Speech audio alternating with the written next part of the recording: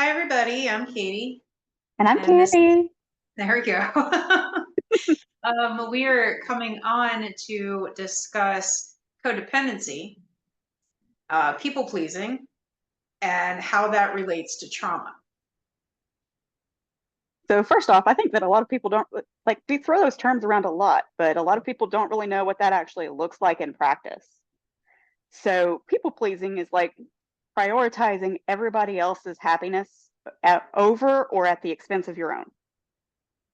And that means their happiness, their needs, their feelings, their boundaries, all over your own.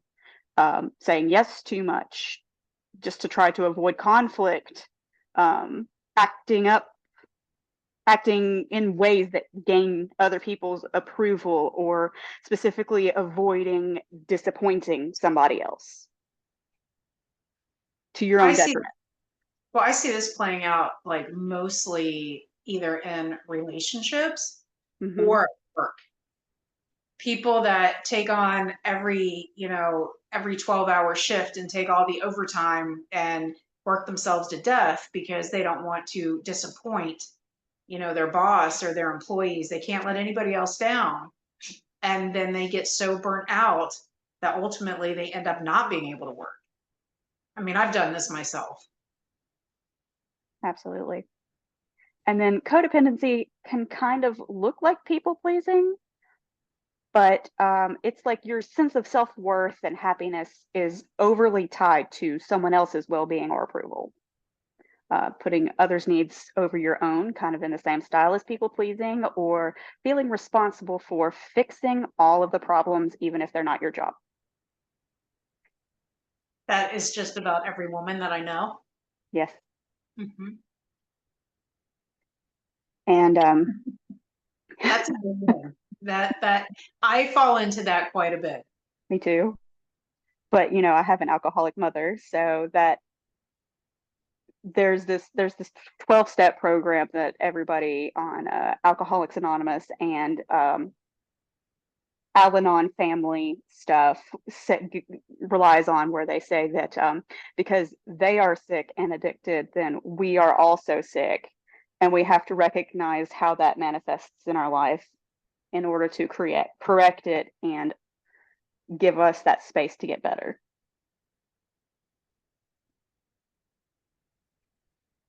Even clients that I work with that I say do 5 minutes of breathing or, take 10 minutes out of your day and do a really short meditation. Like go for a walk by yourself, do something. And even if it's 5 or 10 minutes, most people that are in that kind of cycle, that unhealed trauma, that people pleasing, they cannot do it. There is an excuse for absolutely everything. So how do you, on a human level, go about fixing that? So it starts with realizing that I am a human too. My soul is in a body that requires care and deserves the same love that I put out to everybody else. So that leads into something else. This is ultimately tied into self worth. Absolutely. It is, you don't want to disappoint people, you don't want to make people mad, just want everybody else to be happy. And it's because you have absolutely no self worth.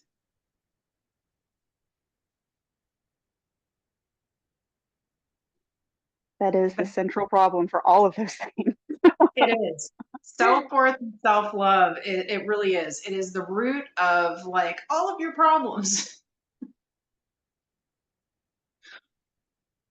It's true. But we have to remember, we deserve the same level of care that we put out to others. And sometimes, in order to show up as our best, then we have to take care of us first. And that means laying down those healthy boundaries and saying, I cannot work another shift this week extra. I'm going to work the time that I have been scheduled to, and that's it. Mhm. And I'm not going to be available unless you have to after hours for, at least a few days, or I've got to get sleep. I've got to be able to tend to my family. I've got to be able to take care of, you know, I've got to be able to go take a shower. I need Your at least human 10 needs. minutes. Yes. Uh-huh. Yeah, and people really neglect their human needs. Like that Oh, is a big one. Um, in caregiving, what I used to see all the time is when caregivers have to go to the bathroom or they have to eat and they wait and wait and wait and wait or don't eat hmm or end up getting infections and stuff because they hold it for too long and don't go to the bathroom because you're taking care of somebody else. You can take a few minutes to yourself. hmm Like the world is not going to come to an end, and you might find that you actually enjoy it, and those 2 minutes lead to like an hour, which leads to a day. Um, really recharging and getting into that self care, whatever that looks like for you. Yeah. And then working it into your daily life, like just it takes a lot of effort. That's still something that I struggle with, making sure that I do some self-care every single day, be it taking a shower, going for a walk, stepping away for 15 minutes for a phone call with your buddy.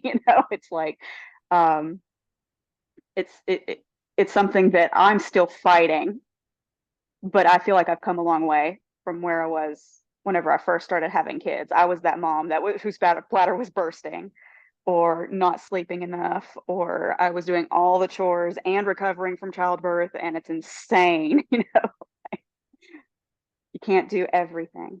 It's not our job to fix everybody.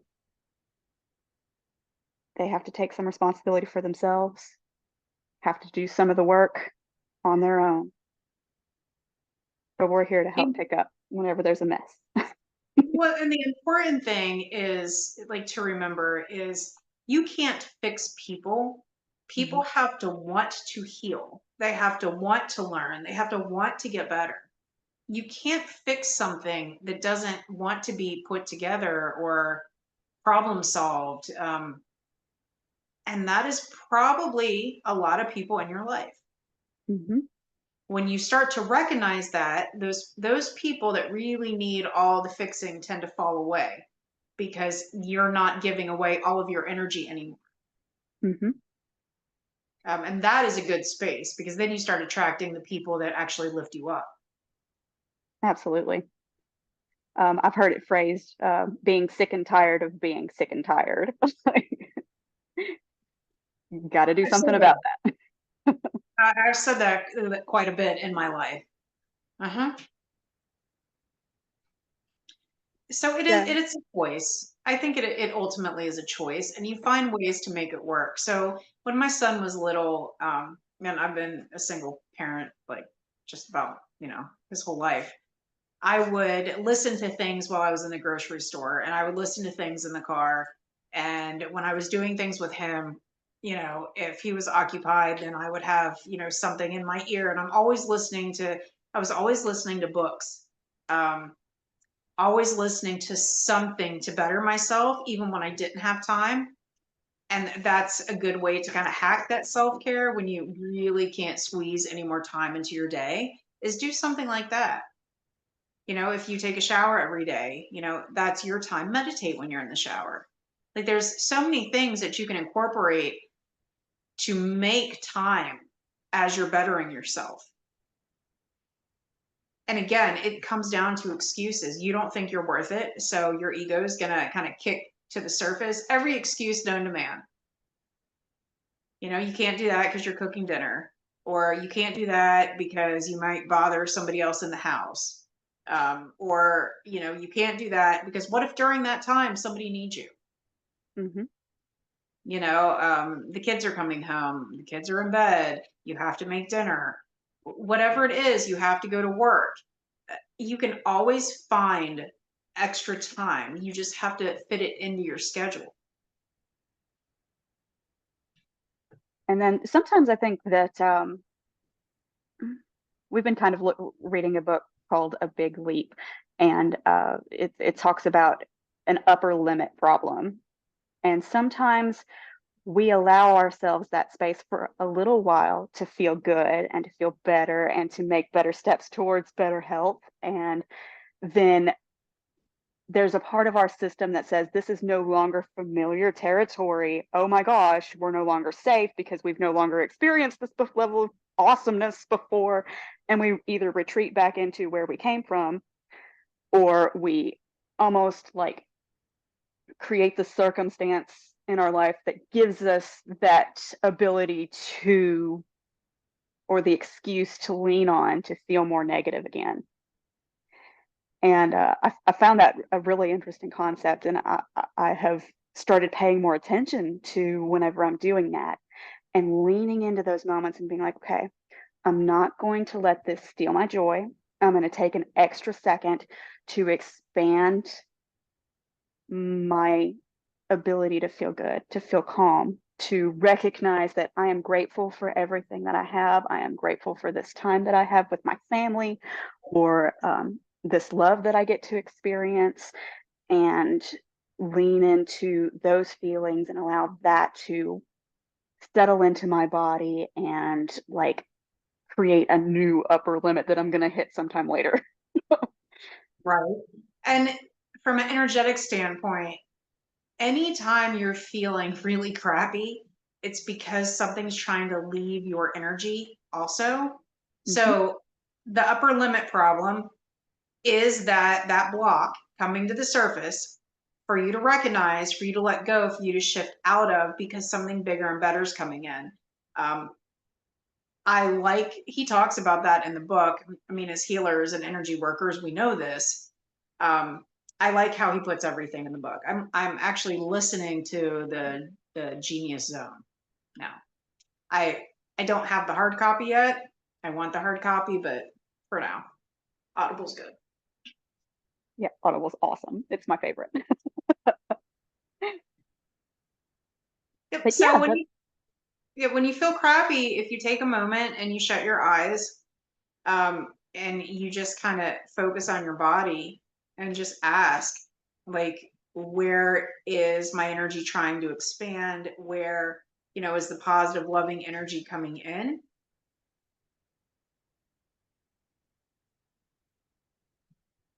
And when you kind of feel it in the body, you take a deep breath and expand on that and lean into that.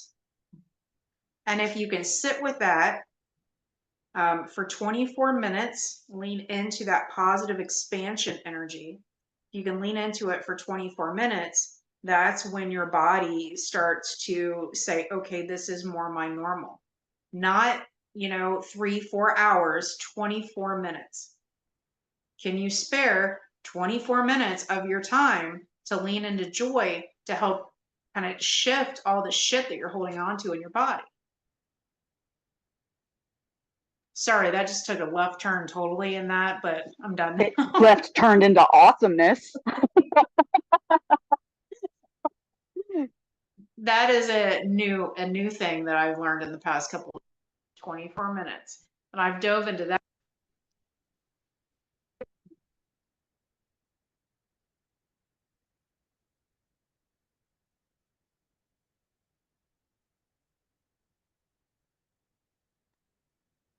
I can do Yeah, that. 24 minutes isn't too much to ask for. So if you are a people pleaser and you have codependency on any level, whether it, addiction, people, relationships, friendships, significant others, this is the kind of stuff that Kandi and I talk about. Kandi, you want to tell a little bit about your background? So I'm a holistic health and wellness educator, or coach. I'm certified for both. And I have been doing energy work with Katie. We've been in this game for several years, learning and growing together. But I've been attuned to Reiki since I was like in high school. I learned from a Native American man named Art, and I've been working with people doing a lot of different things to focus on wellness of the mind, the body, and the spirit, because we are so integrated into one that it's crazy, and people don't realize how much trauma sits into the physical body, as well as in our emotions and in our false beliefs of ourselves, and how we can shift the narrative of our lives and make it a brighter future. So that is one thing that Katie is so amazing to work with on, y'all. She's so good at shifting your energy and tapping into you and figuring out exactly what you need when you need it and getting you there. Like, my life has been absolutely transformed by her, and like together we rock it. We do. We do. I am all energy all the time. The human stuff appeals to me because I'm dealing with it with my hand right now. It is unhealed childhood trauma that has caused a lot of damage, well, within my hand and wrist. And nobody taught me about the physical body. And so bringing the woo into the physical is really what I think the world needs. You take care of yourself on a human level and you take care of yourself energetically. Um, Kandi, you've been like my rock for years. So I fall apart kind of easily.